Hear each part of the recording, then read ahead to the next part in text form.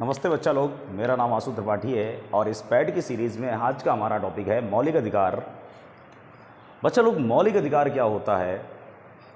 तो सबसे पहले एक बात समझ लीजिए, मौलिक अधिकार की जगह सबसे पहले शब्द प्रयोग करना सीखिए, मूल अधिकार। मूल अधिकार। बच्चा लोग, मूल अधिकार होता क्या है? बच्चा, हमारे देश में, भारत में भारतीयों को कुछ अधिकार प्राप्त है, उनको कहा जाता है मूल अधिकार। ऐसा नहीं है कि केवल भारतीयों को अधिकार प्राप्त है, जो विदेशी भारत में आता है उसको भी कुछ अधिकार दिए जाते हैं, वो अधिकार कहलाते हैं मूल अधिकार। और ये मूल अधिकार हमने अमेरिका से लिए हैं, अमेरिका से लिए हैं।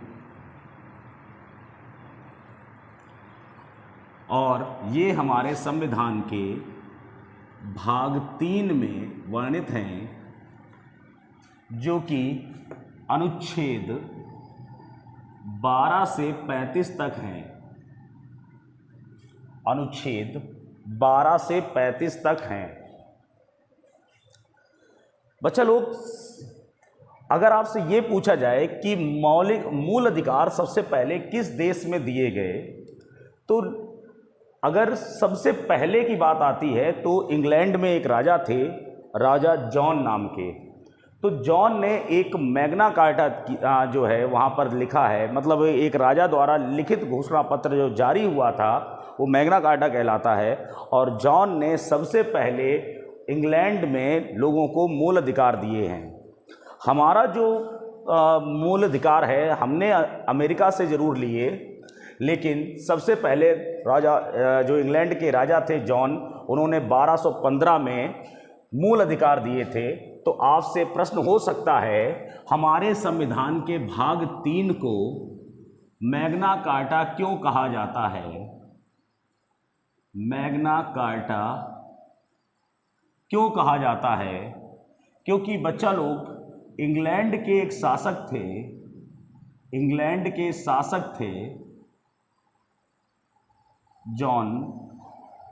उन्होंने 15 जून 1215 में एक मैग्ना कार्टा, मतलब एक राजा के द्वारा लिखित घोषणा पत्र दिया था, जिसमें उन्होंने अपनी जनता को कुछ अधिकार दिए थे। अमेरिका सरकार ने एक घोषणा पत्र लिखा जिसे बिल ऑफ राइट कहते हैं, बिल ऑफ राइट कहते हैं।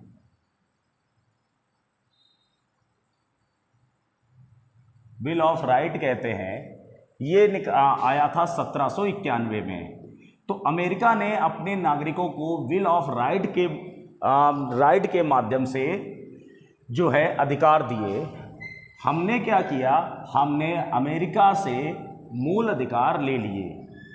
अब अगर कोई ये पूछे कि मूल अधिकार और मौलिक अधिकार में क्या अंतर है, अगर कोई ये पूछता है कि मूल अधिकार और मौलिक अधिकार में क्या अंतर है, तो बच्चा, अगर मूल अधिकार में अगर किसी व्यक्ति को ऐसा लग रहा है कि उसके मूल अधिकार का हनन हो रहा है, तो वह हाई कोर्ट में अनुच्छेद 226 के अंतर्गत और सुप्रीम कोर्ट में अनुच्छेद 32 के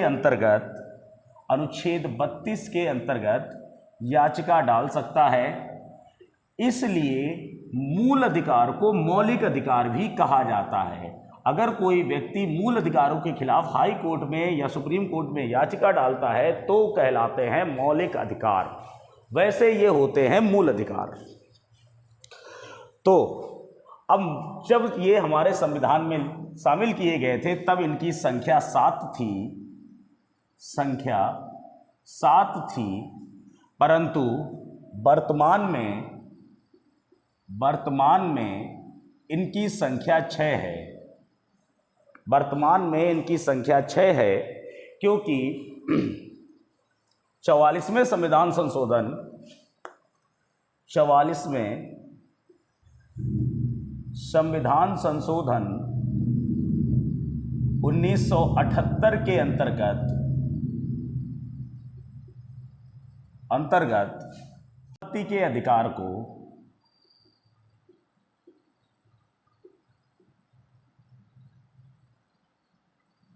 संपत्ति के अधिकार को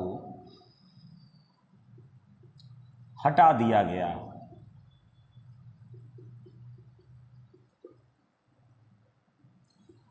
बच्चा लोग, संपत्ति का अधिकार अनुच्छेद 31 हुआ करता था, लेकिन इसको हटा दिया गया।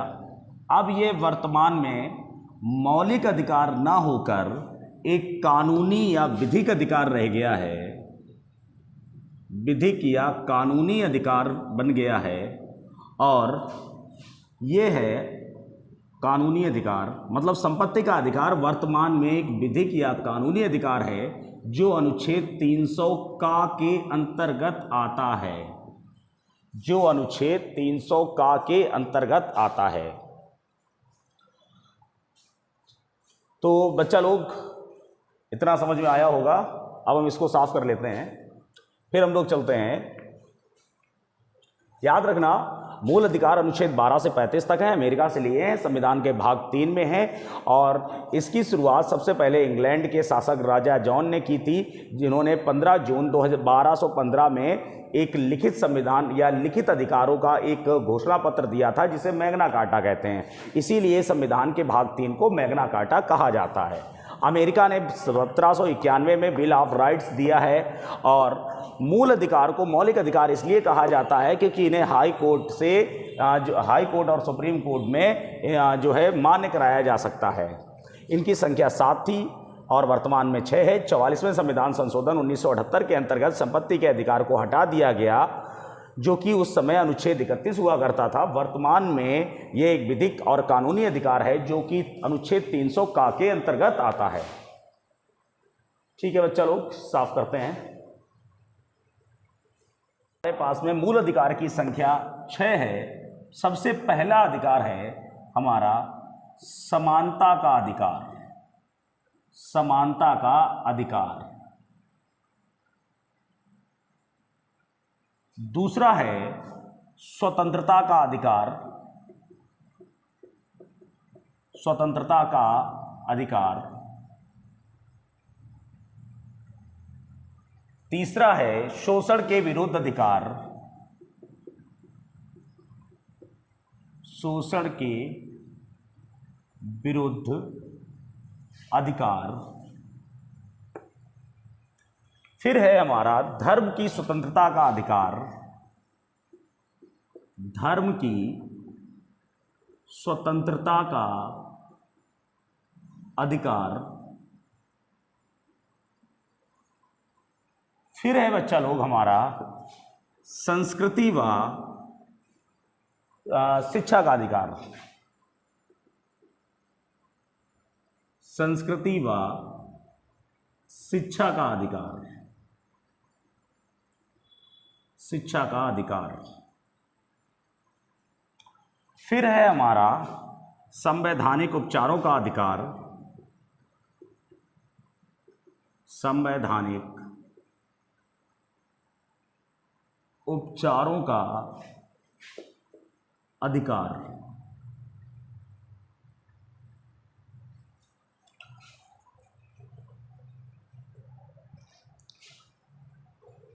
बच्चा लोग ये याद रखना, मूल अधिकार अनुच्छेद 12 से 35 में है, लेकिन अनुच्छेद 12 और 13 में मूल अधिकारों की परिभाषा दी गई है। अनुच्छेद 12 और 13 में मूल अधिकारों की परिभाषा दी गई है। उसके बाद में समानता के अधिकार में 5 आर्टिकल आते हैं। 13 के बाद में 5 आर्टिकल आते हैं, तो 14, 15, 16, 17 और 18 ये 5 आर्टिकल आते हैं समानता के अधिकार में। 4 आर्टिकल आते हैं स्वतंत्रता के अधिकार में, 19, 20, 21, 22। शोषण के विरुद्ध अधिकार आता है 23 और 24 में, 25, 26, 27 और 28 ये आता है धर्म की स्वतंत्रता में।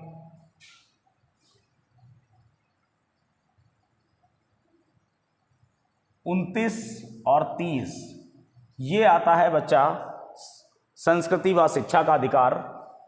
और अनुच्छेद 31 खत्म हो चुका है, संपत्ति का अधिकार हुआ करता था, तो संवैधानिक उपचारों का अधिकार अनुच्छेद 32 में आता है। अनुच्छेद 32 में आता है। तो संवैधानिक उपचारों का अधिकार और आपका बचा 33, 34, 35, इस पे हम लोग बाद में बात करेंगे, सबसे आखिरी में 33, 34, 35। वैसे तो ये संवैधानिक उपचारों के अधिकार के ही पार्ट हैं, आप यहीं पर लिख लो 33, 34 और 35। ध्यान से सुनना बच्चा लोग, समानता का अधिकार और अब इसमें कहाँ से क्वेश्चन बनाएंगे? सबसे पहले क्वेश्चन हम लोग, हाँ एक बात याद रखना, संवैधानिक उपचारों के अधिकार को, संवैधानिक उपचारों के अधिकार को डॉक्टर बी आर अम्बेडकर ने संविधान की आत्मा कहा है। संविधान की आत्मा कहा है।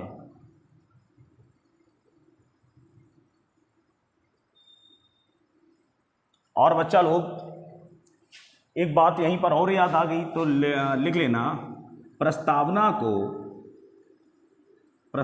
को पंडित जवाहरलाल नेहरू ने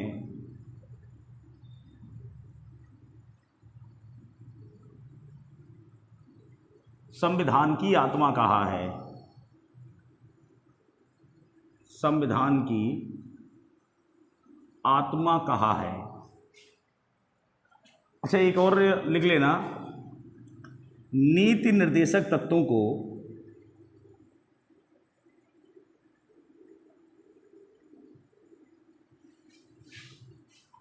ऑस्टिन ने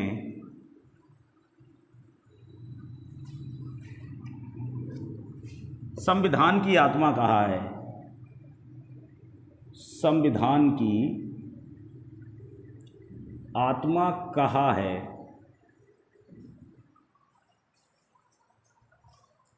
अब बच्चा लोग हम लोग एक एक करके ये आर्टिकल पढ़ते हैं, तो थोड़ी सी जगह बनाते हैं। बच्चा लोग अब हम लोग पढ़ने वाले हैं समानता का अधिकार। समानता का अधिकार, आप सभी लोग जानते हैं कि समानता का अधिकार अनुच्छेद 14, 15, 16 और 17 और 18 के अंतर्गत है। इन आर्टिकल में एक एक विशेष बात याद रखना। अनुच्छेद 14 कहता है कि विधि के समक्ष समानता, विधि के समक्ष समानता, मतलब कहने का ये है कि कानून की नज़रों में, अदालत की नज़रों में सब बराबर हैं। कोई जनरल ओबीसी एससी वहाँ पर नहीं है, कोई स्त्री नहीं है, कोई पुरुष नहीं है, कोई धर्म नहीं है, वहाँ पर सब बराबर हैं। उसके बाद में अनुच्छेद 15 कहता है जन्म और जन्म स्थान, रंग, लिंग के आधार पर भेदभाव नहीं किया जा सकता, के आधार पर भेदभाव नहीं किया जा सकता। चलिए बच्चा लोग 16 कहता है लोक नियोजन कार्य में समान अवसर। लोक नियोजन कार्य में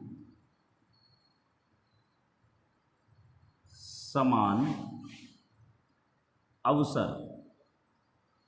बच्चा लोग, जब भी कोई वैकेंसी आती है तो उसमें सबको अवसर मिलते हैं। 17 कहता है अस्पृश्यता का अंत। अस्पृश्यता का अंत मतलब कहने का ये है, अस्पृश्यता का अर्थ होता है छुआछूत का अंत। छुआछूत का अंत, सॉरी, अनुच्छेद 18 कहता है उपाधियों का अंत। उपाधियों का अंत मतलब कोई भी व्यक्ति जो है किसी प्रकार की उपाधि धारण नहीं कर सकता। और बच्चा लोग, इसमें कुछ बातें हैं, जैसे अगर कोई व्यक्ति, किसी व्यक्ति को किसी दूसरे देश में, किसी भारतीय व्यक्ति को किसी दूसरे देश में कोई उपाधि मिलती है तो उसे सबसे पहले राष्ट्रपति से परमिशन लेनी पड़ेगी कि मैं उपाधि लेने जाऊं या ना जाऊं। बाई चांस राष्ट्रपति जी मना कर देते हैं तो याद रखिएगा कि वो व्यक्ति वो उपाधि नहीं ग्रहण कर सकता। और दूसरी बात, इस उपाधियों के अंत जो है, ये जो मौलिक अधिकार जब आए थे तो सरकार ने क्या किया था, 1954 में जब भारत सरकार ने पुरस्कार देना शुरू किया तो जैसे भारत रत्न, पद्म भूषण, पद्म विभूषण जैसे पुरस्कार जब 1954 में प्रारंभ हुए तो एक व्यक्ति थे बालाजी राघवन, उन्होंने इस जो है इस बात का हवाला देते हुए हाई कोर्ट में केस कर दिया कि भारत सरकार जो है अब उपाधियां खुद बांटने लगी है, और जबकि अनुच्छेद 18 कहता है उपाधियों का अंत। तो सुप्रीम कोर्ट ने उन पुरस्कारों की जो है व्याख्या करते हुए बताया था कि ये जो है उपाधियां नहीं है, मतलब भारत रत्न एक उपाधि नहीं है, भारत रत्न एक सम्मान है और सम्मान दिया जाना चाहिए, और भारत सरकार को ये अधिकार है कि वो किसी इंटेलिजेंट व्यक्ति को सम्मानित कर सकती है। तो बच्चा लोग, इसमें काफ़ी बातें हुई थी। तो समानता का अधिकार, केवल इतना ही हमको पढ़ना है कि समानता का,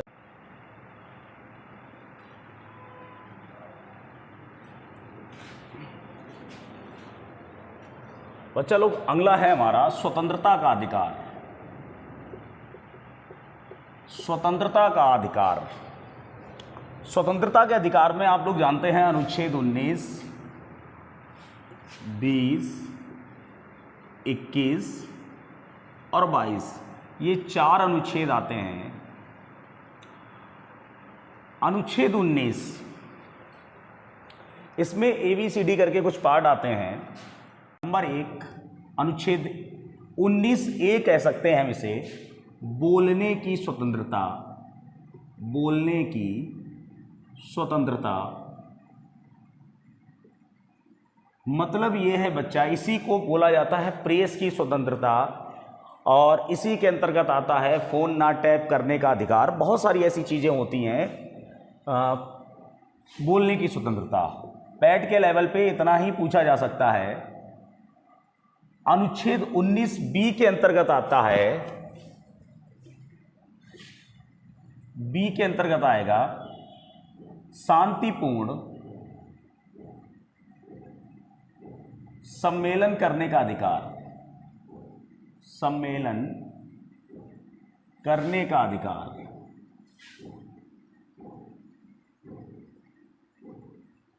बच्चा लोग, शांतिपूर्ण सम्मेलन करने का अधिकार, जैसे कि हम लोग कभी सम्मेलन करते हैं और भी जो है मुशायरा वगैरह का आयोजन होता है, वो शांतिपूर्ण सम्मेलन का अधिकार के अंतर्गत आता है। अनुच्छेद 19C के अंतर्गत हम बात करें तो समूह बनाने का अधिकार। समूह बनाने का अधिकार, बच्चा लोग, राजनीतिक दल इसी जो है अनुच्छेद से बनते हैं। जैसे हम आपको कुछ बात बताएं, बड़ी बातें हैं जो आपको शायद आपने सुनी हो, देखी हो। जैसे जब आपको याद हो, जब समाजवादी पार्टी से पहली बार शिवपाल चाचा जब बाहर हुए तो उन्होंने एक पार्टी का गठन किया, वो इसी के अंतर्गत हुआ था।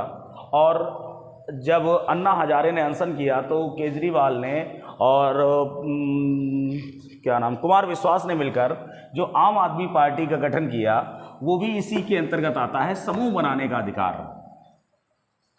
उसके बाद में आता है बच्चा लोग ABCD भारत में कहीं भी घूमने का अधिकार, भारत में भ्रमण का अधिकार,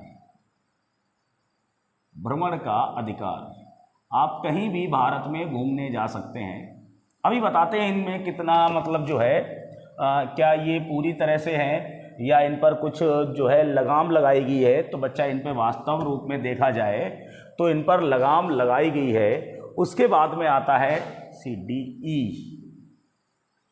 ई में आता है पूरे भारत में कहीं भी निवास करने का अधिकार, हम पूरे भारत में कहीं भी निवास कर सकते हैं, निवास करने का अधिकार।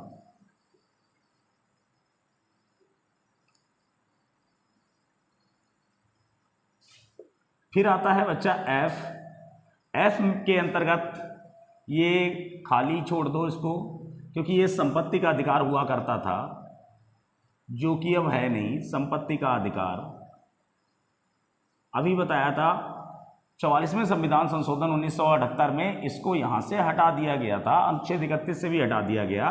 और G, फिर आता है G, और G आता है पूरे भारत में कहीं भी व्यापार करने का अधिकार, व्यापार करने का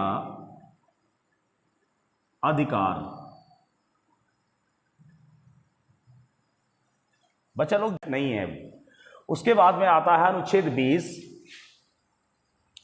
अनुच्छेद 20 ये आता है अपराधों के दोष सिद्ध संरक्षण अधिनियम से, अपराधों के दोष सिद्ध संरक्षण। बच्चा लोग क्या होगा कि आपको जो सजा दी जाएगी वो दो विधियों से दी जा सकती है, या तो भूतलक्षी विधि होगी या भविष्यलक्षी विधि होगी। खैर इसमें आपको ज़्यादा जानकारी की ज़रूरत नहीं है। उसके बाद में आता है अनुच्छेद 21। ये है बच्चा लोग प्राण व दैहिक स्वतंत्रता का अधिकार, प्राण व दैहिक स्वतंत्रता का अधिकार। बच्चा लोग ये अधिकार कहता है जीवित रहने का अधिकार। प्राण व दैहिक स्वतंत्रता का अधिकार एक ऐसा मौलिक अधिकार है जिसका हनन नहीं किया जा सकता। इसी में बच्चा लोग एक बात और याद रखना, अनुच्छेद 21A, अनुच्छेद 21A ये 86वें संविधान संशोधन, 86वें संविधान संशोधन 2002 के अंतर्गत जोड़ा गया, और इसमें 6 से 14 वर्ष तक के बालकों को अनिवार्य एवं निःशुल्क शिक्षा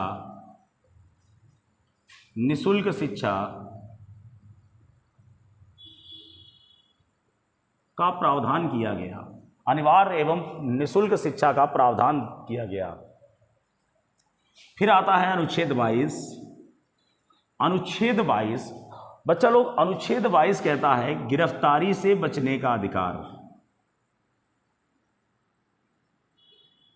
गिरफ्तारी से बचने का अधिकार। बच्चा लोग जब भी आपको पुलिस पकड़ने आएगी तो वो पहले आपको कारण बताएगी कि क्यों पकड़ने आ रही है, और उसके बाद में 24 घंटे के अंदर मजिस्ट्रेट के सामने आपको सशरीर पेश किया जाएगा। उसके बाद में मजिस्ट्रेट आपको अगर जमानत दे देता है अच्छी बात है, और अगर पुलिस कस्टडी में भेज देता है तो भी जो है 14 दिन के लिए या 20 दिन के लिए, जो भी जितने मजिस्ट्रेट को ठीक लगती है उतने दिन की कस्टडी पर आपको दिया जा सकता है। आपको इसमें पहले तो कारण बताया जाएगा, दूसरा अपना पसंद का वकील करने का भी अधिकार है। आप जिस वकील को चाहें आप उसको कर सकते हैं, आप अपना बचाव कर सकते हैं। बच्चा लोग यहाँ से इसके आगे का हम पार्ट 2 बना के देंगे आपको। धन्यवाद। Please share and subscribe.